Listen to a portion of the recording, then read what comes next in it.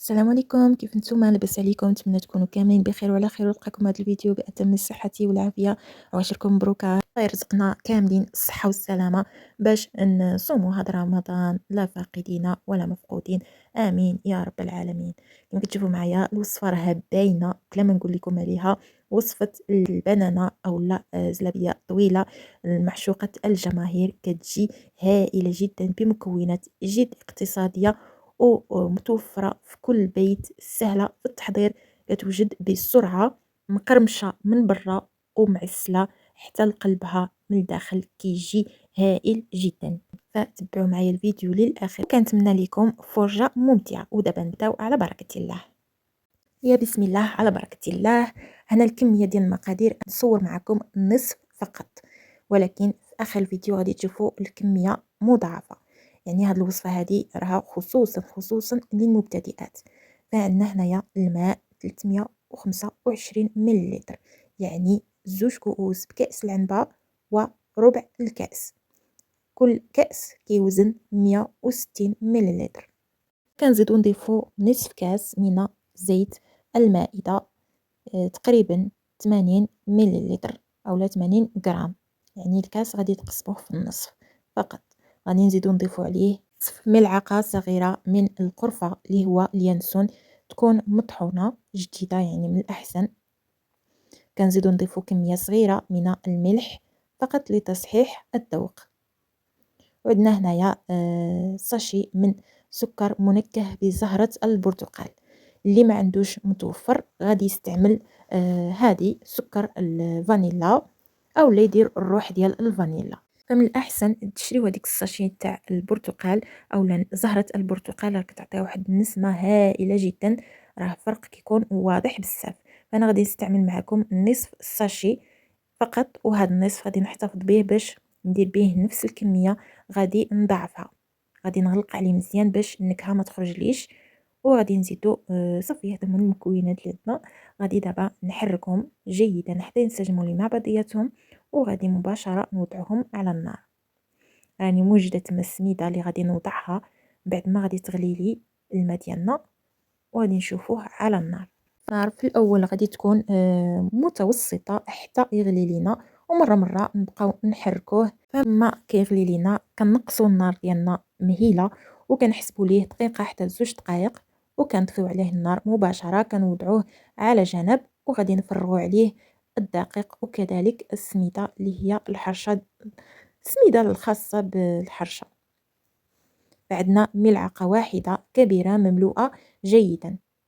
هنايا راه عندي 2 معالق، يعني كنت بغيت ندير كيلو واحد ديال الدقيق، ولكن قلت من الاحسن ندير كميه صغيره باش الناس اللي بغيو يتعلموا يديروا هاد الحلوى تجيهم وصفه سهله وما فيهاش بزاف ديال التماره، ويجربوها ان شاء الله تصدق معكم يا ربي. فمباشره غادي نزيدو نضيفو كذلك 250 غرام فقط ديال الدقيق. راه واخا تبان لكم كميه قليله، ولكن راه كتعطيكم كميه ما شاء الله عليها. فمباشرة كنغربل الدقيق ديالي، وغادي نبدا نخلط بالملعقة الخشبية. من الأحسن باش تعاونكم من تكونوا تخلطوا العجين ديالكم، لأنه القوام ديالو كيكون شوية قاصح. فغادي نبقاو نخلطوه، يعني ما تعجنوهش بهذه الطريقة هذه حتى تحسوا هذاك الدقيق الأبيض كامل انسجم مع بعضياته. حاولوا تحلوا العجينة ديالكم، تقلبوها من الداخل ديالها وانتم كتقلبوا فيها، وكذلك في نفس الوقت راكم كتبردوها واحد شوية باش تقدوا تهزوها وديروها في الجيب الحلواني. ها هي بردات واحد شويه، يعني ما بقاتش سخونه كما كانت. شوفوا معايا القوام ديالها كيفاش كيكون رائع جدا، وصفه ناجحه 100%. فها هو القمع اللي غادي نستعملو الحلوه ديالنا بهذا الشكل هذا. غادي نديروها في هذا الجيب الحلواني. الا ما كانش عندكم متوفر غادي تبقاو توضعوه بكميه صغيره بالاصبع ديالكم، وتبقاو تخرجوها من هذاك القمع وصافي حتى تكملوا الكميه ديالكم. واخا هي غادي تعذبكم شويه، ولكن كاين اللي كتجي عادي جدا ما كاين فيها حتى شي اشكال. فانا وضعت هنايا نصف ديال الكميه بهذا الشكل هذا وبلعت عليه، وغادي ندوزو ان شاء الله باش نحضروا الحلوه ديالنا. شوفوا معايا ما شاء الله، يعني خارجه خط واحد، يعني صراحه كتجي هائله جدا. فدابا غادي او نحطوا الحلوه ديالنا في الصينيه مفرشه بالورق ولا اي بلاصه اللي بغيتو، وانتم كتضغطوا وجعني يدي ما قديتش نضغط عليها الصراحه، ما نكذبش عليكم، وجعتني بزاف. أه حتى دابا راه لحد الان كندير معكم المونتاج وراه باقي كيوجعني دراعي ملي كنت كنضغط عليها. يعني هي راه ماشي قاصحه بزاف، ولكن النوع المرض اللي عندي انا كيخليني ما يعني كيوجعني، راكم عارفين اللي كاين. فهنايا بغيت ندور معكم الجهه الاخرى نتاع التصوير باش تشوفوا معايا. انا راني ما كنضغطش في الصينيه، يعني كنحاول انني فقط نكون هازه الحبه، يعني نحطها فقط هكا، وكي نبغي نكمل كنحاول نضغط بالاصبع ديالي في الاخر القمع بهذا الشكل هذا. كتشوفوا معايا راه الفيديو كيوضح كل شيء، وكنبلعها يعني في الاخير كنديروا الاصبع ديالنا باش نحيدوا هذيك بحال الشويكات اللي كيكونوا في الاخير، نحيدوهم نزولوهم بهذه الطريقه هذه. كتشوفوا معايا طريقه سهله جدا، ديروهم حبه حبه حتى تكملوهم كاملين. فهنايا كي تبداو الحبات ديالكم تصاوبوهم بهذا الشكل هذا، غادي تبداو تحسبوا الساعه ديال الوقت بالتمام. علاش؟ يعني حنا خصنا ضروري نخليهم يرتاحوا مده ديال ساعه حتى ساعه ونص، ما كاين حتى شي اشكال. باش الحلوه ديالكم تجيكم واقفه وما يتخسرش الشكل ديالها. فكما قلت لكم كي تبداو تحضروا هاد الصبيعات هادو، غادي تبداو تحسبوا الساعه ديال الوقت حتى لساعه ونص. كي يوصل الوقت عاد غادي ندوزو ان شاء الله باش نطيبوها.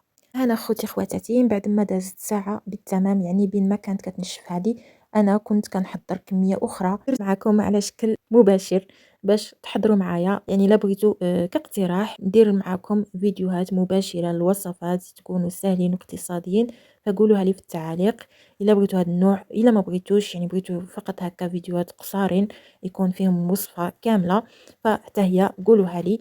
شفتوا معايا انا وجدت الزيت عندي كاسرول، وضعت فيها نص كميه ديال الزيت. كاسرول راها متوسطه ماشي كبيره. هاد الحبيبات خص ضروري تكون فيهم الزيت غارقه.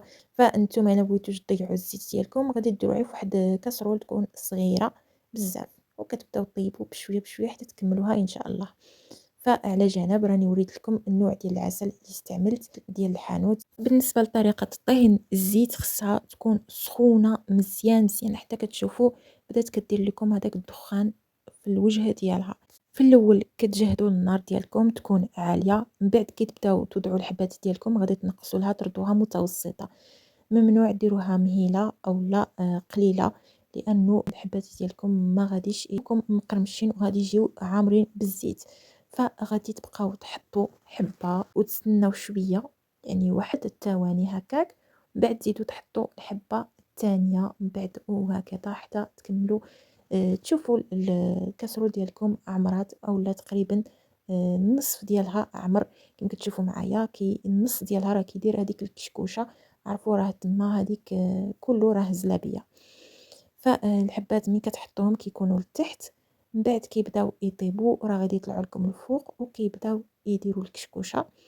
من بعد كي تشوفوا هذيك الكشكوشه ديالكم تحيدت تماما منه، هنا غادي تعرفوا باللي الحبات ديالكم راهم طابوا 100%، والوجه ديالهم تحمر.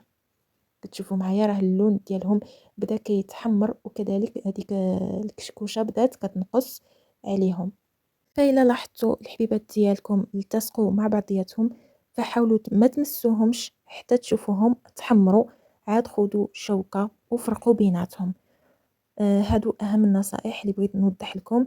اللون ديالهم بدا كيذهب، خليوهم يتحمروا مزيان وياخذوا لون جميل جدا. كما كتشوفوا معايا هذيك الكشكوشه كما قلنا راها بدات كتنقص. ما بغيتش نقطع لكم الفيديو، بغيت نعطيكم اهم النصائح باش حتى نتوما تنجح معكم من اول تجربه. هانتوما شوفوا معايا كيفاش كتنقص، وفي نفس الوقت راهم كيطيبوا كيتحمروا كيوليو زوينين بزاف. انا هنايا صافي غادي نحيد هذوك الحبات الاولين اللي كنت ديجا درت، وغادي نخليو اللي مازال ما تحمروش غادي نخليوهم يكملوا يطيبوا. ها ما شوفوا اللون الرائع المحمر ما شاء الله. غادي نطفيوهم مباشرة في العسل اللي ديجا وجدناه امامنا، وصافي غادي نكمل نطيب. يعني واخا هما هادو راهم يطيبوا غادي نقدر ندير كمية أخرى من الزلابية، ماشي مشكل، ما كاين حتى شي إشكال، غير ما تنقصوش البوطة، خليوها متوسطة. شفتوا معايا أنا زدت كمية أخرى كما شفتوا، راه ما كتحليكم ما والو، هي فوقاش تحليكم إلا كانت النار ناقصة. إلا خليتو النار ناقصة فالزيت ديالكم راه غادي تبرد، فغادي تحليكم الحبات ديالكم. فالا شفتوها تحلت كما قلت لكم، جهدوا البوطة او وضعوا الحبات ديالكم، ما كاين حتى شي اشكال. ودابا غادي نقطروا الحبيبات ديالنا، ما تخليوهمش مده طويله في العسل، يعني هما راه اون فوا تطفيوهم في العسل راه دغيا كيشربوا ليكم. وصافي غادي نفرغ الكميه اللي تحصلت عليها، انا كنت ديجا بديت كنطيب، غادي نستقطرهم وان شاء الله نشوفوهم في طبق التقديم. هذه هي الكميه اللي تحصلت عليها من بعد ما قليت كل شيء. يعني انايا هاد الكميه اللي درت معكم راني ضاعفتها في اثنان. درت واحد النوع صغير هذوك الولدي، وهذا النوع درتو طويل لينا حنايا. ف كتزينوها بشويه ديال الزنجلان، كيجي هو هذا شكلها رائع جدا، وكتجي مجعبه من الداخل بالعسل. نتمنى ان هذه الوصفه تكون خفيفه على قلوبكم، وتجربوها بالصحه والراحه ان شاء الله، وعواشركم مبروكه ورمضان كريم. وما تنساوش تضغطوا على زر الاعجاب والاشتراك في القناه، وفعلوا زر الجرس باش يوصلكم جديد الوصفات الاقتصاديه والسهله جدا. دمتم في رعايه الله وحفظه، والسلام عليكم ورحمة الله.